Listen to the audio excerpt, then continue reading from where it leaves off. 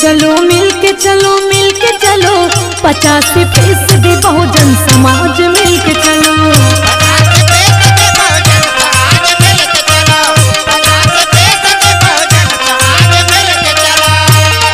मिलके चलो मिलके चलो मिलके चलो मिलके चलो मिलके चलो मिलके चलो 50% बहुजन समाज मिलके चलो।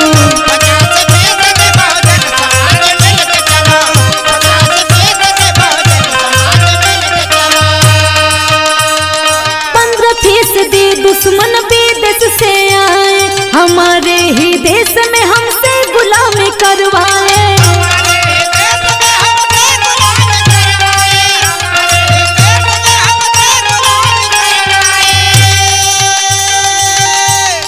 15% दुश्मन विदेश से आए हमारे ही देश में हमसे गुलामी करवाए।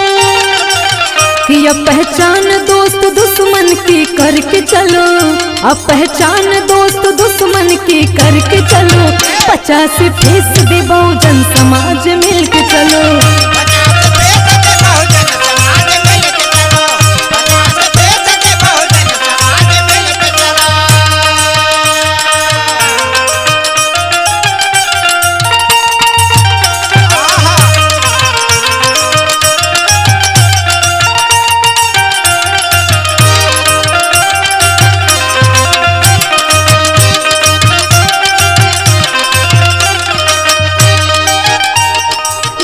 करके जातियों में हमको मिटा पाए हमारे ही बल पर शान बढ़ा पाए।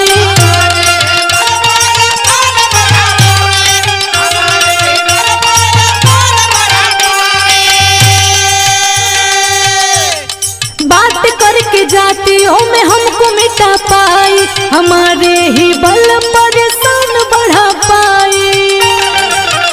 समय आया है एकता बना के चलो, समय आया है एकता बना के चलो 50% बहुजन समाज मिलके चलो।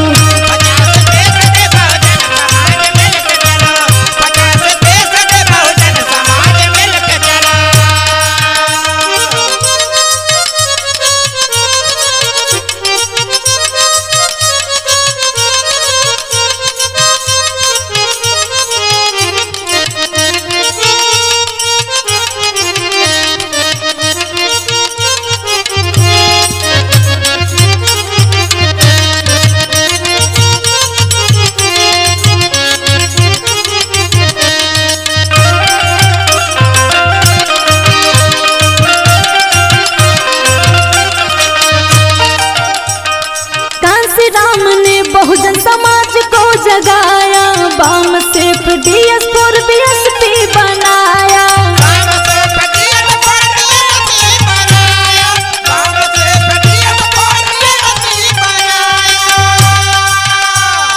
कांसी राम ने बहुजन समाज को जगाया, बाम सेफ DS4 BSP बनाया। नीले झंडे को अपने लहरा के चलो, नीले झंडे को अपने लहरा के चलो 50% बहुजन समाज मिलके चलो।